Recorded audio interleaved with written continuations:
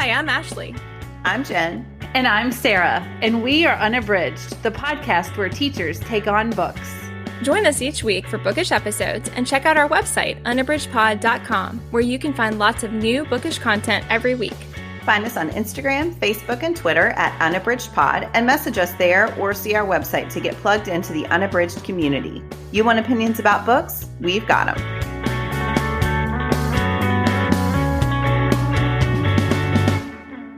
Hi, everyone, and welcome to this episode of Unabridged. Today, we are talking about the One of Us is Lying adaptation, well, the pilot of the adaptation based on McManus's novel. So before we get started, I just want to remind everyone that we are in the midst of doing a listener survey. We are really loving the feedback we've been getting and would just love to know what you think about Unabridged, about the podcast, about the different parts of our community. It's a short survey, but if you have any feedback to offer about what you like or what you don't like, that really helps us make decisions for next season. You can find that survey at bit.ly/unabridged survey. And it's also linked on our website if that's easier. Okay, well, we are going to start with our bookish check-in. Sarah, what are you reading? I am in anticipation of our book club. I'm currently reading Angie Thomas's Concrete Rose. I am listening to the audio, as seems to be the case a lot with my reading these days, and the audio is fantastic. This is a prequel to Angie Thomas's The Hate You Give, which we all adore.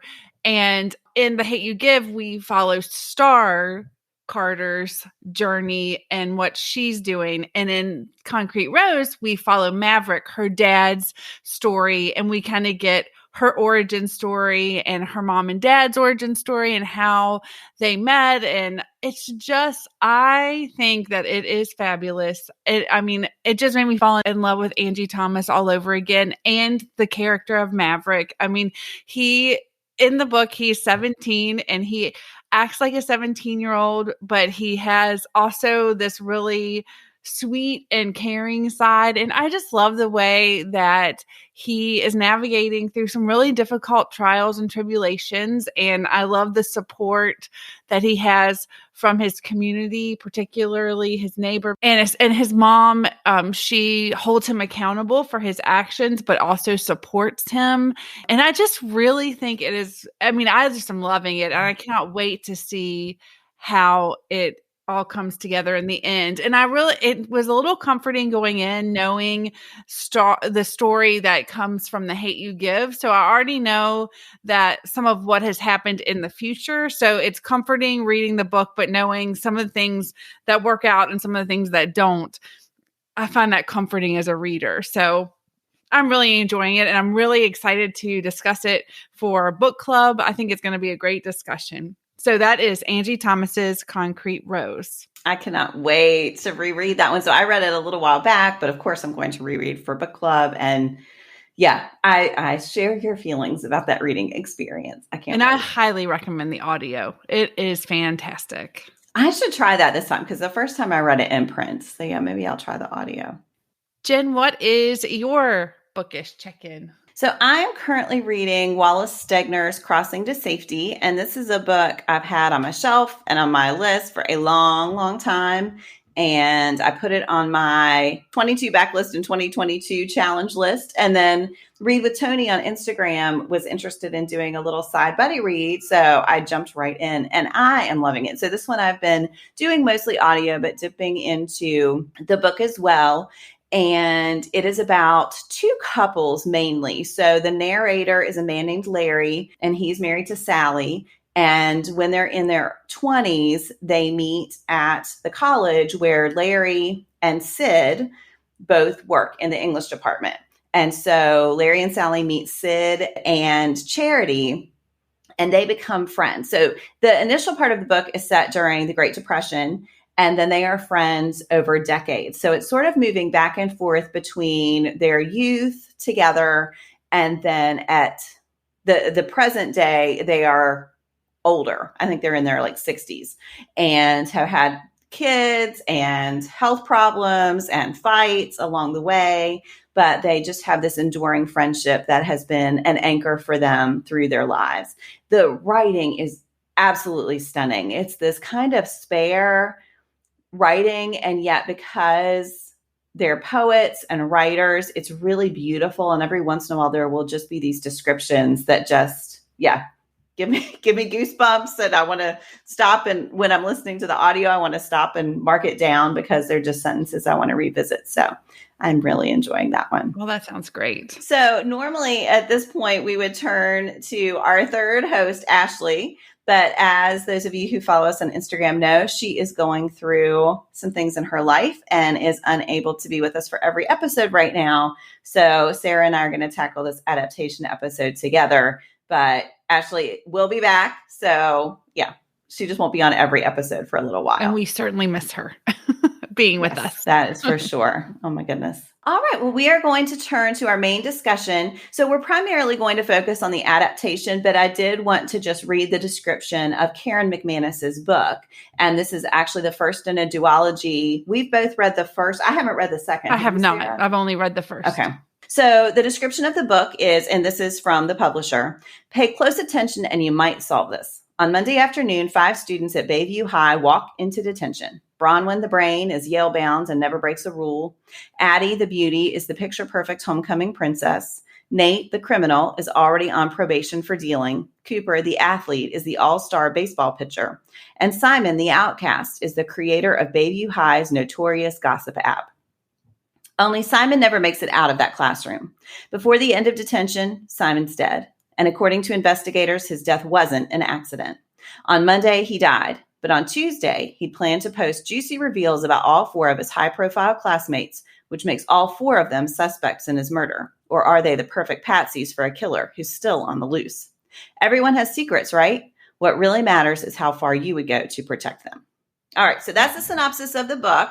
Obviously, the pilot does not go that far into the plot, but we're going to go ahead and just share what we thought of the pilot. So, Sarah, what were your overall impressions of the pilot? Well, I wanted to say I really did. When we read this book, I really enjoyed it. I thought it was a page turner, and I really enjoyed the reading experience. And so the pilot, I enjoyed the first episode. I really liked the way it was shot. It has that like teen soapy vibe that I like. Because this is probably no surprise to anybody who listens to us, but I love a teen soap, and I love Riverdale, and I love Dawson's Creek and all of those shows, which I watched way after I probably should have. That was not the target market, but so I really enjoyed it. I thought it was well paced. I thought it moved pretty quickly. There were a couple things I was surprised about, but I think overall, I thought they did a good job casting. I thought that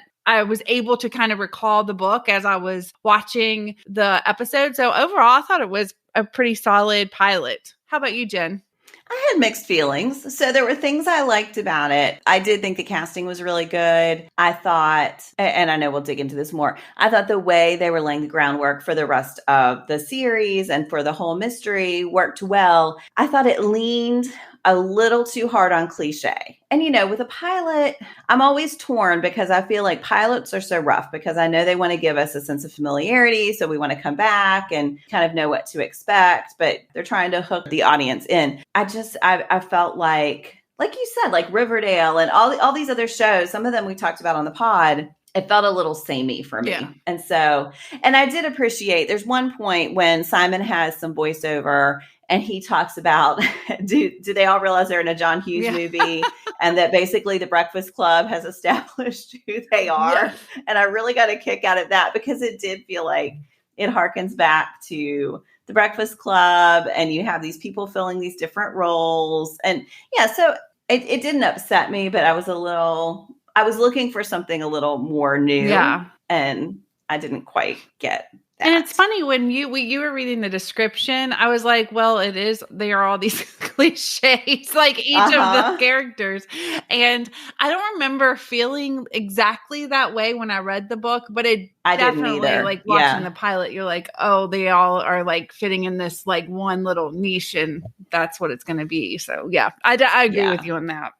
And I think, McManus is clearly, I don't remember if she's involved in the production of the show or not. I can check on that in a minute, but she is well aware of the tradition into which she is writing. So I don't feel like this is criticizing her, but I think the book felt more like a twist on that. And I think the pilot didn't yet feel like it got to the twist. And, again, it's the first episode. And I neither one of us has watched past the first episode, right? Did you say? No, I didn't. I stopped because I was afraid that I wouldn't be able to compartmentalize. I did the same thing. So, we're judging a whole series based on one episode. Clearly, this is one you're meant to just start and then run straight through, which neither of us did. So I don't know that it's totally fair, but again, we're reviewing this and that's how I felt. Yeah. And I will say Karen McManus was a consultant on the... Okay. Oh yeah. Thank you. So what are some of the things that worked for you or didn't work for you specifically in this pilot episode? Like I said, I thought the casting was great. I really thought that the actors who were in those roles did a good job. And I just thought that they seemed like the characters that were in the book. I understand why this happened, but one thing that was surprising was the revealing of all of their secrets in the first episode, because I did feel like that was a little bit later in the book. And it kind of gave you that, like there was no really time for me to be like, ooh, what could the secrets be? Because they just gave me all the secrets right at the first episode. And I understand, like, when you're making a limited series, that's different than having like 300 pages to draw that out. Yeah. But I did think that was part of a little bit of the suspense in the book. Like, ooh, what's the secret going to be? And in the pilot, you find it all out all at once. And I mean, like in like succession, basically. And so I thought that was an interesting choice. But I mean, I think that the representation, they are cliche, but I thought the representation of high schoolers and all the drama surrounding being a high school student, I thought all that seemed pretty reasonable. Jen and I both, having worked with teenagers, we know that there can be tons of drama. And that is definitely true. And I mean, and while I think too, like just when I was teaching, Facebook and Instagram was really becoming popular with the teenage group, because it's been a while since I've been in the classroom. And I mean, there was drama started on there that bled into school. So I could really, it might not have been as extreme as what was happening in this show, but I mean, it did give me a little like flashbacks to those drama-filled teenage angst, the things that happen in school. And so I thought all that was pretty accurate, just a very heightened version of that. Right. I thought that worked. So I thought it was pretty solid. How about you, Jen? Yeah, I like that too. I thought it was an interesting choice as well to reveal all those secrets. And yet clearly there are things, obviously they're not going to reveal everything. So like clearly Bronwyn and Jake have a past and we don't exactly know what all of that is. There are these little bridges that are hinted at, which I appreciate. Those are the moments, because I should say, I remember the outcome of this mystery. So while that is interesting to me, that was not as interesting as the character nuances, because I didn't remember a lot of the way the plot unfolds. I just remember the end point. And so that's what I was looking for. I do have to say, I thought the scene at the football game was one of my favorites, because I thought, of course, the school wants to do something to honor the student who has died. And then they have this football game and they have a hashtag for Simon, for grieving for Simon.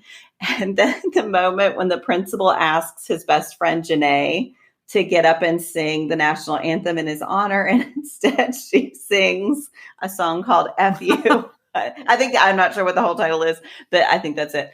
I thought, oh my God. I chuckled because I thought she knows exactly how he would feel about having this. He didn't go to football games. They talk about this. He never went to football games. He didn't care about this. So this way of air quotes honoring him is not well suited, but it also seemed like something that would probably happen. Mm-hmm. Yeah. Yes, I agree. I thought that. I think Janae, actually, the actor is Jess McLeod. And I think she is really, I don't know how much, I can't remember how much she's in the rest of the book or the show. I don't know how much she'll be in the show, but I thought she was great. And she's really a secondary character, but she had some great facial expressions in there. It was funny with the principal in the background. Like, what do I do? Do I stop it? Do I not stop it? And then her trying to like give a little summarizing at the end. It was all like secondhand embarrassment for me. It was really, yes. Oh my goodness. Because I don't know what I would do. It would be a really tough situation to navigate for sure. Oh my. Yeah. Are there any other, I'm trying to think of other specific scenes that stood out to me. Did you have anything else that really stood out? Not really. I really did like the actor who was playing Simon. Like, I like the scenes within the detention room and all of that. I thought Yes. that all was really Breakfast Clubby. And it's funny, when I read the Mhm. book, I think I once or twice maybe thought of the Breakfast Club, but watching the show, that really made me think of the Breakfast Club and the scene in the library and all that stuff. So I really liked all that, like, kind of paying homage to that movie. I really liked that. Yeah, I enjoyed that too. Big John Hughes Oh, fan. yes. All right. Well, what rating do you think you'd give this pilot? Well, like I said, I have a soft spot in my heart for teen drama and and those types of shows. I think I'd give it four stars. I think it was solid. I think it's hard material to work with because there's so much pacing involved, and like with the book, you have so much longer to create and like tell the story. And I thought that this was really well done, and I enjoyed it. So, and that made me want to watch the other ones to see how the whole thing goes. So I think it's a 4 for me. How about you, Jen? I think I'd give it 3.5. I think there's promise, but this one didn't quite. And again, just judging the pilot, I should say I looked up on Rotten Tomatoes. The whole series has an 89%, which is great. Pretty high praise. Yeah. And on IMDb, it's a 6.8 out of 10. So rounded up to a 7. Oh, and we should say you can watch it on Peacock. So it is streaming on Peacock. And yeah, so we'd love to know what you think. Maybe we'll chime in on social media if we get through the rest of the series when we finish. I think I will. I was going to say, I think I will probably. I'm in the midst of another show right now, but after I finish that, I'll come back and watch it. All right. Well, we are going to end our episode with our Give Me One. And today's topic is a recent movie you'd recommend. Sarah, what recent movie would you recommend? This movie is just for pure enjoyment and fun. It's not anything that's going to like win an Oscar or anything like that. My husband, my son, and my daughter was staying with my mom. And so we wanted to watch a movie together, and we watched Red Notice on Netflix, and it's starring The Rock and Gal Gadot and Ryan Reynolds. And again, it is pure entertainment. But I thought it was great. We were all like really invested in this story. It is kind of a heist / adventure movie. And I mean, I'm here for Ryan Reynolds and The Rock and anything they do. I think that they're both great. I mean, I just think they're a lot of fun to watch. And in my life right now, I just need that. I need books and movies that are just going to take me away at times. So this was just great entertainment. My son loved it. At the end, he was like, "That's the best movie I've seen in a while." So that's awesome. So it was just a lot of fun, lots of adventure, lots of funny parts. And I just really like that. So that's Red Notice, and that is on Netflix. I've been wondering about that one. Yeah, I mean, and like, again, I just don't want anybody to think that I think it's like this Oscar-worthy movie, but just great fun. What about you, Jen? Oh my goodness. Well, I have one that is all the things. It is Oscar nominated. My husband and I, we're recording this early, and we're trying to watch as many Oscar nominated movies as we can, because we have not seen many movies at all this year. So we're going in with very few, but this one is my absolute favorite. It is Coda. And let me just tell you, I cried through large parts of this movie, a lot of it just because it made me happy, but it just tapped into all of my emotions. It stars Amelia Jones, who is on Lock and Key, another show I really like. And CODA stands for Child of Deaf Adults. So her mom is played by Marlee Matlin. And then her mom, her dad, and her older brother are all deaf. And so Ruby is the character Amelia Jones plays, has translated for them her whole life. She has been their interpreter to the world. And she is now a high school senior. And she gets up early every morning and works on her dad's fishing boat. And then she goes to school, and she really doesn't love school. So she's just ready to be done. but she has to sign up for an elective, and she signs up for choir because she's always just loved to sing, even though nobody can hear her. And she discovers that she has a real talent. And the choir director just becomes this mentor for her. And he is amazing. What a great performance. Oh my gosh. We will put it in the show notes because I can't find his name right now. But the choir director is great. And it's just this really moving story. You know what it's about, but it's also about her getting ready to leave her family and what that means for them. And how do you let go of your kids and send them out into the world? Oh my gosh. I'm going to tear up talking right now. It is absolutely perfect and beautiful. I loved it so much. So yeah, I could not recommend Coda more. I've heard nothing but high praise for that movie. And so it is definitely on the top of my list. You would absolutely love it. You have got to text me as soon as you watch it because I cannot wait to see what you think. I want to tell all the people about Coda. I love it.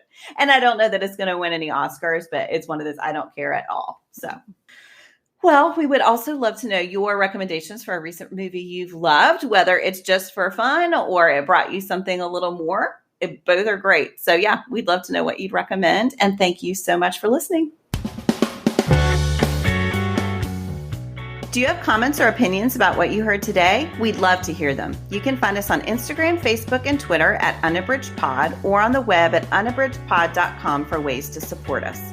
To get more involved, you can sign up for our newsletter, join a buddy read, or become an ambassador. Thanks for listening to Unabridged.